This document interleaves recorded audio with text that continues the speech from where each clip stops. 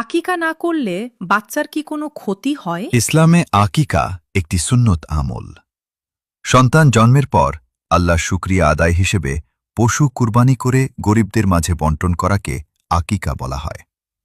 ছেলে সন্তানের জন্য সাধারণত 2টি ছাগল এবং মেয়ে সন্তানের জন্য 1টি ছাগল আকিকা করা উত্তম। তবে আকিকা না করলে বাচ্চার কোনো অমঙ্গল, বিপদ, রোগ ব্যাধি বা জীবনে ক্ষতি হবে এমন কথা কুরআন ও সহিহ হাদিসে নেই। তাই আকিকা না দিলে বাচ্চার ক্ষতি হয় বা বাচ্চা বিপদে পড়ে এ ধরনের কথা সঠিক নয়।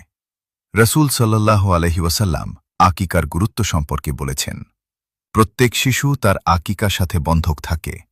7ম দিনে তার পক্ষ থেকে আকিকা করা হবে, মাথা মুন্ডন করা হবে এবং নাম লেখা হবে। আলিমরা এই হাদিসের ব্যাখ্যায় বলেছেন, এর অর্থ হল আকিকা একটি গুরুত্বপূর্ণ সুন্নত ও উত্তম আমল। কিন্তু এটি না করলে সন্তান গুনাহগার হয় না এবং বাবা মাও বাধ্যতামূলক গুনাহে পড়েন না যদি সামর্থ্য না থাকে। তাই সামর্থ্য থাকলে আকিকা করা ভালো ও সওয়াবের কাজ। সামর্থ্য না থাকলে কোনো গুনাহ বা বাচ্চার ক্ষতি নেই। ইসলামে অমূলক ভয় বা কুসংস্কারে বিশ্বাস করা ঠিক নয়। আল্লাহ নিয়ত ও সামর্থ্য অনুযায়ী আমল কবুল করেন। রাসূলুল্লাহ সাল্লাল্লাহু আলাইহি ওয়াসাল্লাম বলেছেন, যে ব্যক্তি মানুষকে ভালো কাজের দিকে আহ্বান করবে সে ওই কাজ সম্পাদনকারীর সমান সওয়াব পাবে।